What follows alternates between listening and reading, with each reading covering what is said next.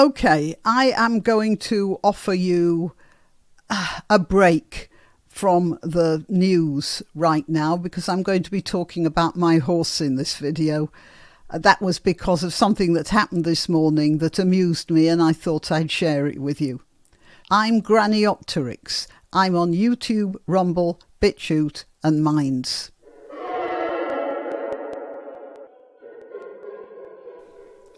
The video you see behind me is a video from a series called Dave's Walks, which I am putting just to add to the rural atmosphere of this conversation. I shall leave a link to his channel so you can participate in his walks with him whenever you need a break from what's going on in the world right now and from the worries of all of us about what's happening in Britain right now with the British government getting drunk on power, I suspect. However, I'm going to avoid that for a few moments. This morning, I was putting my horse's bridle on, and he always watches me very carefully when I'm tacking him up. And I was standing there as is the custom, the side of his head, and I was pulling the bridle over his head, and he was looking at me with one great wise eye, obviously because that's just that side of his face I was standing. And I thought to ask him a question. So while I was putting the bridle on, I said, "Ponyopteryx, I want to have a serious conversation with you." And he blinked his eye and carried on looking at me. And as I was buckling up the noseband, I said, "Tell me, when I take you out for a ride, is this just hard work, an interruption to your day? Is it just something you do because you have to do? Or do you actually welcome going out with me? Do you feel like it's a nice thing? Do you feel happy that you are out with me, just the two of us? Can you think of some way of telling me?" And then I laid my head against his neck. And then he pooped. He just shifted his bum round and let it go. Quite a pile there. Now, question is, was he telling me, "Look here, Demi, going out with you is a pile of shit"? Or was it something else? Because you see, as any horse person knows, when two horses or more are going out together, if one of them poops, the other or others poop almost instantly, straight away afterwards. It's so as far as I can make out from that behaviour, which is pretty well universal, when one horse poops, the others do it to say, "Yeah, I'm with you. I'm part of this team. I'm part of this herd. We do things together." And if one poops, everybody poops. You know, I know horses do that. So was he telling me that, yes, when I'm with you, I feel like I'm part of this particular herd, and I welcome that being part of that herd? Was he telling me that, or was he just expressing a more, well, literally visceral opinion of our journeys out? Now, I do know that he has some proprietorial feelings towards me. When I had him about a year, this was when I was still living in London, and getting out into the field was not that good at the stables. In the London area, there is not that much room. So field time was restricted. Horses were let out for a couple of hours and then brought back so other horses could be let out. And so it was imperative that my horse was exercised more often than I could manage. I could manage to get up there to the stables 3, maybe 4 times a week, but that's not enough. That would leave him standing around in the stable for much longer than I wanted. So I got a sharer for him. I'll call the sharer Simon.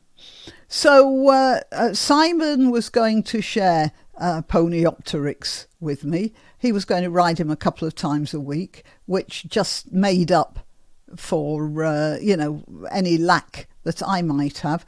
And so I took him to Ponyopteryx's stall and I introduced him, and we went into the stall. In American it's called a stall. In Britain it's referred to as a box. Where we went into the box, and almost at once Dobbin shoved himself, between me and Simon. So Simon was on one side of him and I was on the other. And he kept throwing his head round looking at Simon and then sort of pushing his head towards me. And we could not stand together while we were talking. He kept, whatever position we took, the horse inserted himself between us. And that's because Simon was a man and Dobbin knew very well that I was a woman, that I was female rather. And he insisted, you could almost hear him saying, "That's my hoe, stay off." So he had this feeling about me, that I was a female and I was his property. So I know that after a while he got used to Simon, and actually they made a very good team. They rode very well together as cooperative friends, and they did quite a lot together. I was really happy with the way Simon and Dobbin got on. But I knew that the horse felt towards me as a sort of girlfriend or maybe mother, something that was his, whatever. So I know he had that feeling. So that's why I would like to give the interpretation that poop was his way of communicating to me that he was telling me we are a herd. And so of course he felt good about going out with me because we were a team, and that was, to affirm that we're a team, that's satisfying to a horse. There's just another story about blackberries that I was reminded of today, because I can see the blackberries are all getting very ripe now.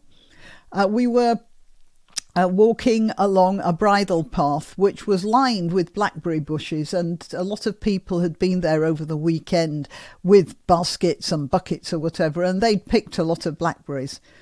But they couldn't reach the ones that I could reach because, of course, I was 10 feet up in the air.